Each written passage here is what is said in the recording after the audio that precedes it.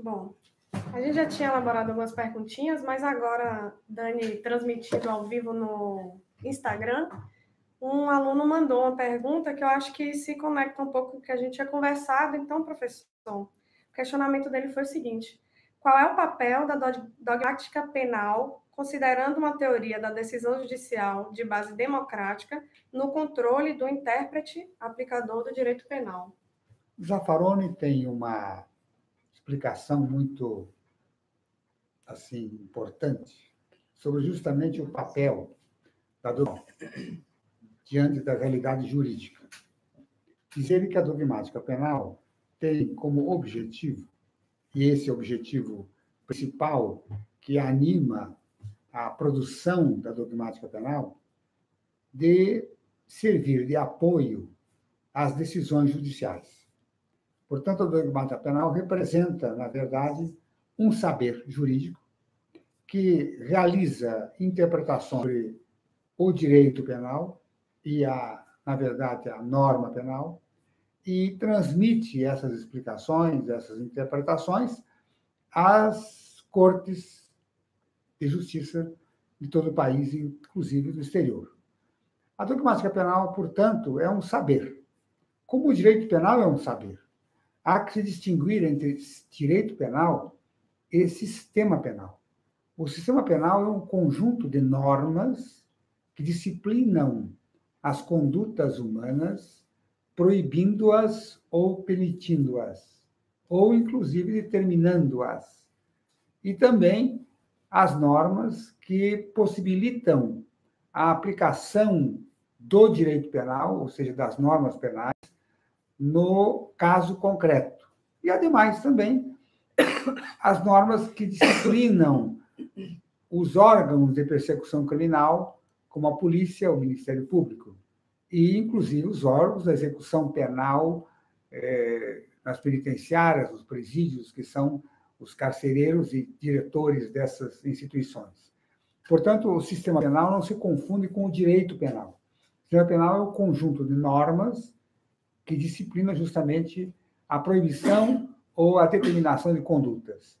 E verifica, em cada caso, como é possível aplicar essa norma às pessoas que realizaram essas condutas ou não realizaram as condutas devidas.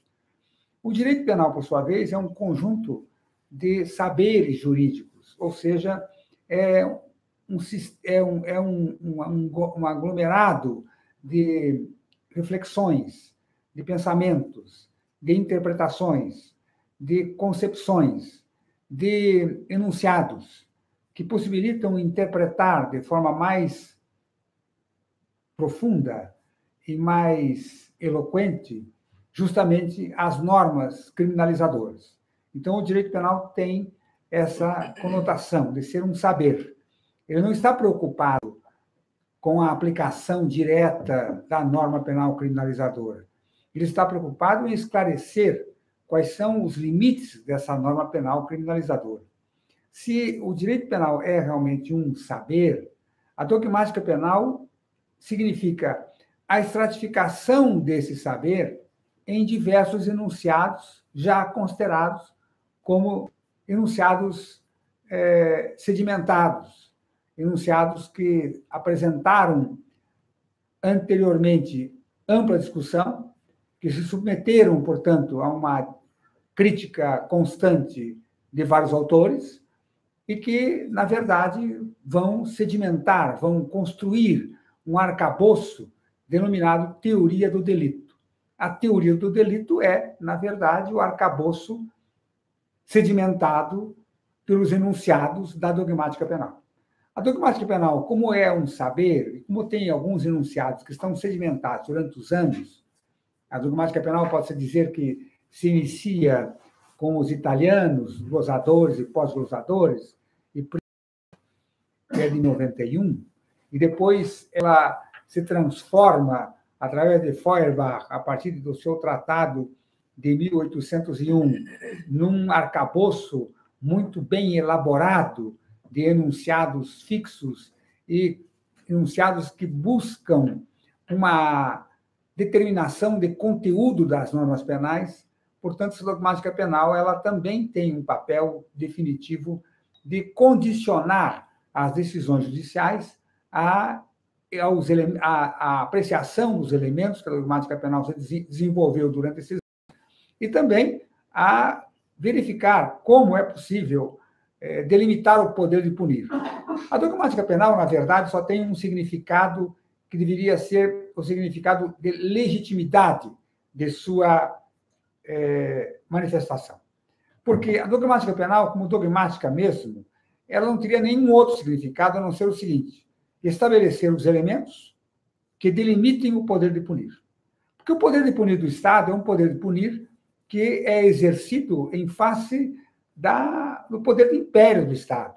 O Estado detém a força militar, a força da persecução criminal e, consequentemente, pode impor as suas normas como bem entender. Numa democracia, a dogmática penal tem essa função de delimitar o poder de punir. E, claro, essa delimitação do poder de punir pode ocorrer de vários modos, e representar várias consequências, principalmente aquelas que digam respeito diretamente à aplicação do direito.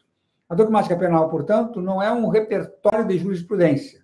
A dogmática penal, que fosse um repertório de jurisprudência, ela se constituiria numa dogmática estéril, porque a jurisprudência trata o direito em face do caso concreto.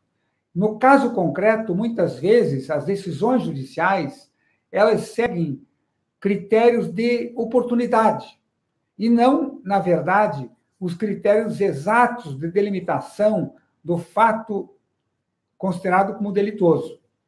Posso dar um exemplo.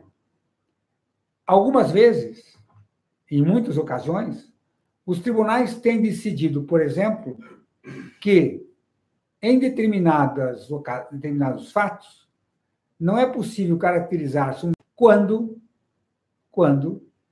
a ação devida fosse impossível de ser realizada pelo sujeito. Uma vez que isso se caracterizasse como tal, a ação devida fosse impossível não nos termos físicos, mas também nos termos normativos, então se declararia a atipicidade da conduta, ou seja, essa conduta não constituiria um fato injusto.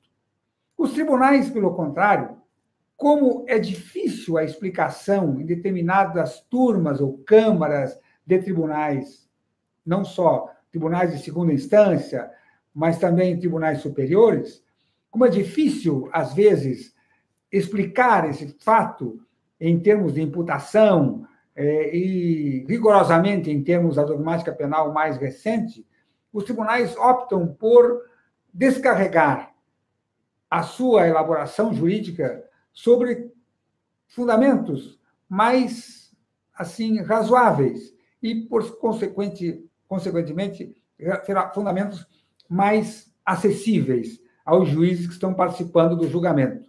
Assim, por exemplo, nessa hipótese dos delitos de omissão, em que a dogmática penal afirma que, em caso de impossibilidade de realização da ação devida, se caracteriza uma ausência de imputação e, consequentemente, uma ausência de tipicidade, os tribunais têm dito que, nesse caso, há uma ausência de dolo, porquanto o sujeito que se vê impossibilitado de realizar a ação devida não atuaria com dolo. Claro que essa é uma saída que a decisão judicial encontra, porque é mais palatável, em termos de elaboração jurídica, acreditar-se numa solução prática e não numa solução rigorosamente científica, como seria a solução que afirmasse a ausência de tipicidade, nesse caso, da impossibilidade real da prática da ação devida.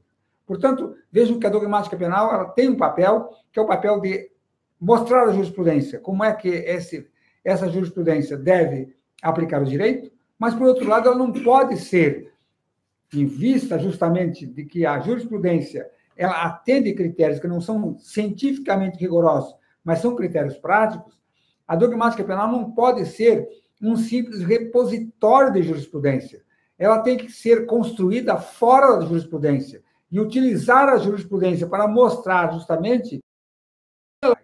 Mas o que se vê, lamentavelmente, hoje em dia, é os manuais de direito penal, as obras, inclusive monografias de direito penal, se preocuparem em reproduzir a jurisprudência, sem a crítica necessária dessas decisões, que são decisões que têm em vista o caso concreto e suas particularidades. Não são decisões que alcancem um significado universalizante, ou seja, um significado que possa ser aplicado a todas as questões postas em julgamento. Portanto, respondendo essa primeira indagação, eu posso dizer que a dogmática penal ela tem esse significado, essa finalidade de servir de apoio à jurisprudência. Não pode essa dogmática penal ser um repositório, uma reprodução, uma cópia da jurisprudência. Deve ela se ocupar de elaborar princípios fundamentais da ordem jurídica para delimitar o âmbito da atuação do Estado na definição do delito. Essa é a atuação principal da dogmática penal. Estou à disposição para outras perguntas. Deixa eu pegar, então, um gancho, porque eu queria muito ouvir você, professor, com relação à vítima dogmática. De que maneira você pensa e avalia hoje a análise do comportamento da vítima e da relação entre o comportamento da vítima e a noção de tipicidade que passa a ser elaborada à luz do comportamento vitimal? Como é que você pensa isso? Qual é a tua opinião? A vítima dogmática teve um